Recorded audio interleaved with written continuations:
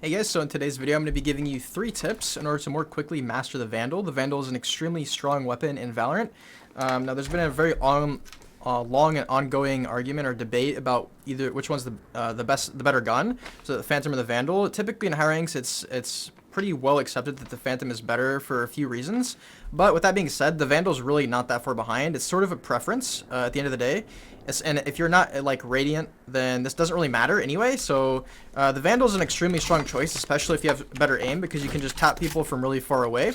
Let's go ahead and get into the first tip. The first tip is going to be understand that you want to shoot the Vandal differently depending on how far you are away from your opponents. And of course, this is true of many guns. It's pretty true of the Phantom as well. So first thing I want to let you guys know is that up close you can actually spray the Vandal. Obviously, if you're this close, you can spray, but even like this close, you can still spray, and you can see I'm still in like a pretty small zone here. I'm still kind of able to be pretty accurate, right? So you don't really have to worry too much about spraying at close range. You're absolutely able to do that. Now, this is not me telling you that you should spray at close range. This is me telling you that you can. Hey guys, if you'd like to learn the absolutely essential fundamentals of Valorant competitive from me, make sure to check out my Patreon link down below in the description. It's only $5, and it'll teach you everything that you need to know in order to improve out of lower ranks rapidly, as well as eventually reach Immortal 3 and even Radiant. So enjoy the video, guys. See you in the next one. So you also can tap or burst at close range like this. If you just want to, because, you know, if you have really good aim, you don't really need to spray if you can just tap people even at close range. And this is where aim training can come in. You can, you know, like you see someone walking here, you can just tap them. You don't need to like spray them just because, oh, I'm closer, right? You don't need to do that, but I just want to let you guys know that you can. So at more medium range, this is what I would consider to be medium range. Now we want to understand what bursting means. Bursting is whenever you're going to shoot a certain amount of bullets, typically 2 to 3, but bursts can also go up to as much as like 4 or 5, right? 4 or 5 round bursts. So this is what a typical burst will look like. So 2, 1, 2, 1, 2, 1, 2, 1, 2, 1, 2, 3, 1, 2, 3, 1, 2, 3, 1, 2, 3, 1, 2, 3, 1, 2, 1, 2, 1, 2. So whenever you want to practice like building this into your muscle memory, like let's say you're sort of new and you're like, oh, I can do these different ways of shooting with the Vandal, come into the range, practice like spraying, spray control, just figure out. So first of all, let's actually see the Vandal spray pattern. It's going to go up and then left and right. This is a lot of patterns, but now you can spray better. And so if you want to practice bursting, just come here, 1, 2, 1, 2, 3, 1, 2, 3, and try to get these as close as possible. These 2 or 3 bullet holes that you do, 1, 2, 3, 1, 2, 3, 1, 2, 3, and then if you come a little bit closer, you can also do like 1, 2, 3, 4, 1, 2, 3, 4, 1, 2, 3, 4, right? And we can just practice like this. This is pretty acceptable to do. Again, guys, we can do 1-taps at any range. So let's go ahead and go back and talk about 1-taps now. So 1-taps, you know, Stream, they talk about as 1-tap, stuff like that. 1-taps are disgusting if you have good enough aim to sort of pull this off. Now it's really important to actually be able to counter strafe during 1-taps, and that's what you see me doing right now, is trying to make myself more unpredictable whenever I'm looking for 1-taps. You don't want to just stand still and like stare like this, you know, oh, I'm looking for a 1-tap. Try to be on your feet, right? Especially at longer distances, it's going to make you much harder to hit. So whenever you're practicing 1-taps, you can go like this, move your mouse. Practice moving your mouse while you're trying 1-tap is going to be really important, like this. You see how I'm moving whenever I strafe? You can throw in 2 to the left, 2 to the right. You know, you guys have all heard me say this before. Try to be unpredictable with how you counter strafe. But this is the distance where you'd want to start 1-tapping. But again, you can 1-tap at any distance from closer. So you can 1-tap here, 1-tap here. You can 1-tap point blank if your aim is good, right? You can practice 1-taps out here on these guys, throwing in some strafing. You can practice 1-taps really anywhere. Now, you don't always need to 1-tap. You can if you want to, if that's like your way of shooting, your preferred method of shooting the Vandal, then absolutely go for it. But it's not necessary and it's not required. You can burst. See, look. And this is pretty far. You can still burst at this distance. It's just generally best to 1-tap from a really far range. So guys, this is my first tip, and basically just get comfortable with 1-taps, get comfortable with counter strafing while you're throwing in these 1-taps, these different ways of shooting, and you know, you can spray up close with the Vandal. So these are my tips for the first tip, and I'll see you guys in the next tip. So guys, I briefly talked about counter strafing in the last tip, but I want to cover it a little bit more in depth here because I think it's, again, really quite important with the Vandal, especially, but also for other rifles and other big weapons in Valorant. So basically, whenever you're using the Vandal, make sure that you're on your feet. Make sure that you're moving. And the reason this is because you're going to be facing other people that have a Vandal, that have a Phantom, and that can one-shot you, as well, right? So most people in the game can one-shot you with most weapons unless they're on an eco. But even when they're on an eco, if they have a sheriff, they can still one-shot you. So keep this in mind. And really, whenever you're moving, so the best way to practice this, again, I'm not going to go too in-depth with counter-strafing. Don't overthink counter-strafing, guys. People ask me all the time, guys, Duckeeh, am I strafing right? I think I need to do X plus Y plus Z, but I'm actually doing X plus Z plus Y. Like, it's really not that deep, okay? You hold D, you have to move your crosshair whenever you're strafing, right? So you see, I'm not just letting go of my mouse. You don't do this. You need to move just notice how I'm moving my crosshair. I'm trying to keep my crosshair in the very middle right here. And this is really important because, you know, if you're fighting someone, like let's say this beam right here, the middle of this beam is the person I'm fighting. Like the bullet hole in the middle is who I'm fighting. If I'm just letting go and going like this, that's not good of your mouse, right? So now for hitting the keys, you can hit the keys however you want, guys. I swear to God, it does not matter. Please don't ask me, Duckeeh, do I let go or hit the opposite key? If you guys ask me this, I'm not going to respond, okay? It's okay if you ask. I'm not going to freak out, but people ask me this like 100 times already, so it's nothing new.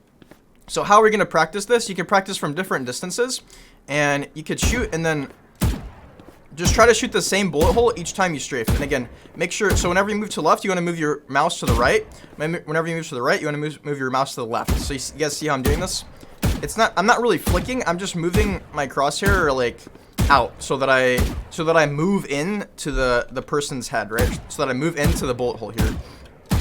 And it becomes pretty second nature after a little bit. And then you can move back, right? You can move, and then you can go, once you get like pretty good at doing this, after a while you'll be able to go like twice in one direction, twice to the left, and then kind of be like really quite unpredictable about it. Just make sure that you're not shooting while you're moving, right? Because if you shoot while you're moving, you see that my bullets are going to go off in random directions, which is not good.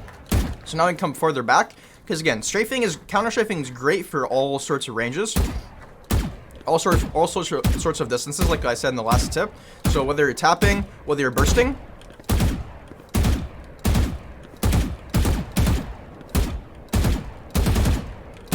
right? So this is how I practice counter-strafing, and then you can also do it on the bots, like I sort of already mentioned.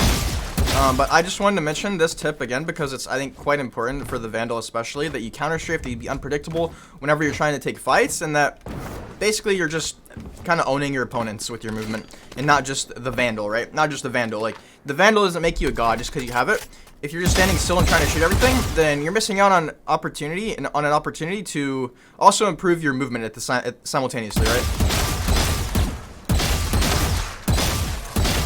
You see, just watch how I move my crosshair to like, I'm literally like walking into, my crosshair is like walking into the guy. Like, I'm not even like trying to like flick onto them, right? Like, you have to do anything like crazy while you're strafing. Like, this is why I think it's so hard for people to counter strafe, because they try to like flick on or something. Like, they try to do something crazy with their mouse. Like, literally all I'm doing is just moving my crosshair so that it's like in front of them, right? So that I move, like I walk into the person like this. You guys see this? Like, from any distance, right? And then obviously, whenever you do this, they're gonna be moving as well. They're not gonna be like an actual bot unless they are, then easy kill. But if they're moving, then you're gonna have to adjust your mouse a little bit after you do this, right? Like, so let's say I go like this, I'm gonna have to move my crosshair a little bit, right? Because I'm not always gonna be perfect about it. But still, like, you get the point, right? Your movement does most of the aiming for you, right? Like, I don't have to do any like crazy flicks or anything to actually just get the free kill. But this is why counter-strafing is so useful, and I'll see you guys in the next tip. For the next tip, I'm going to be teaching you how to decide if the Vandal is really great for your playstyle, because how you play, your playstyle, and also what agents you play, those are big deciding factors as for if you really want to be using the Phantom or the Vandal, right? So like I said in the last tip, the Phantom is generally considered to be slightly better than the Vandal.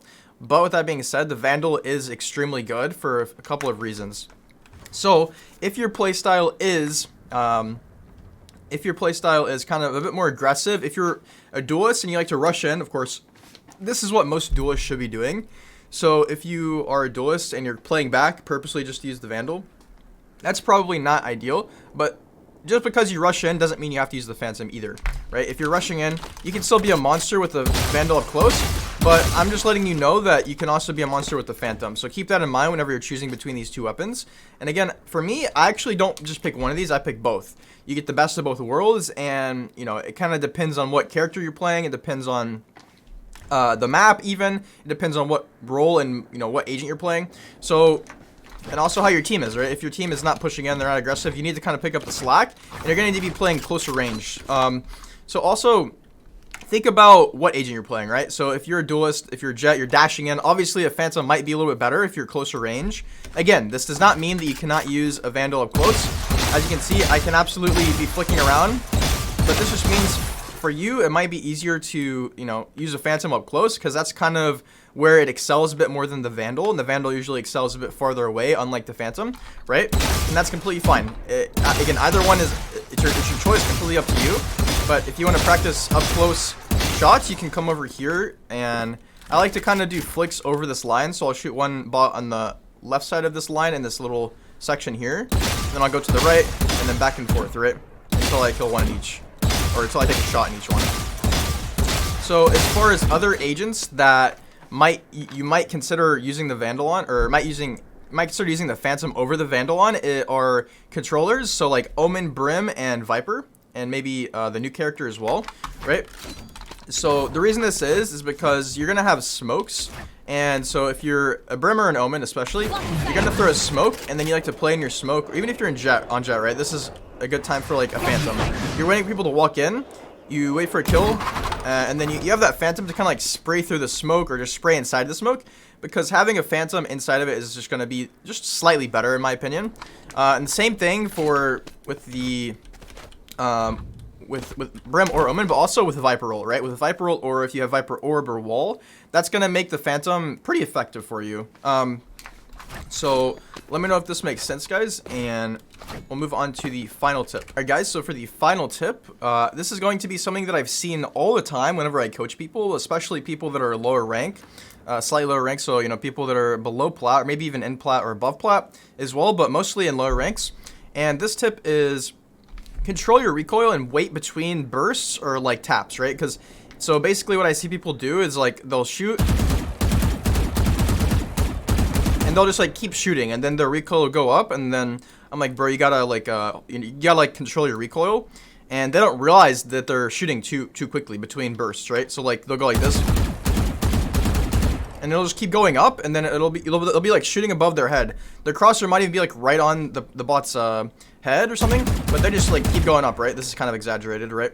But the whole point of this tip is to really make sure that you're being aware of like where your bullets are going, because if you're not aware and you're doing this, then it's gonna really, you're gonna be missing a lot, and you're not gonna be getting kills you think you should be getting, and you really should be getting. It's just kind of simple. It's kind of a simple mistake.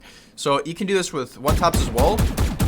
No, you can't actually. You cannot do this even with one taps. It's pretty hard to do this, but with like bursts you can, because you see it's going to slightly go up. So if you shoot too quickly, and the reason people do this, by the way, is because people go into like a panic. So whenever you are shooting at a bot, or whenever you're shooting at a person in a comp game and you're not killing them, you're gonna start panicking because you didn't kill them. You're like, oh, I'm gonna die, and you start shooting quicker and quicker. That's the reason that I believe people do this. And then, like, obviously, if you're just like this, then you're probably just iron. But make sure that you're really controlling that, right? Make sure that you're controlling that panic that you have inside of yourself, and make sure that you're able to breathe through it, and just like, even if you have to pause for a sec, literally you have to pause. You can even take your hand off your mouse if you want. I wouldn't recommend that, but this will just help you realize that, okay, there needs to be like, let's actually see how I would do it. Right? Because if you just, then you're just not going to be accurate. So you can practice this in deathmatch as well. I think deathmatch might be the best place to practice, just because you're facing actual enemies, and there's going to be more pressure. And again, that panic that sets in, it's not going to be probably as real as a comp game, just because comp game, you might think that there's stakes on the line, even though there's not really.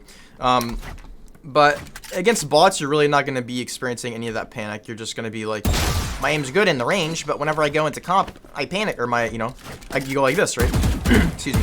You go like straight up, and that's what you want to be controlling. So hopefully this tip makes sense. Hopefully these tips for the Vandal were helpful. Let me know if you have any questions about mastering the Vandal.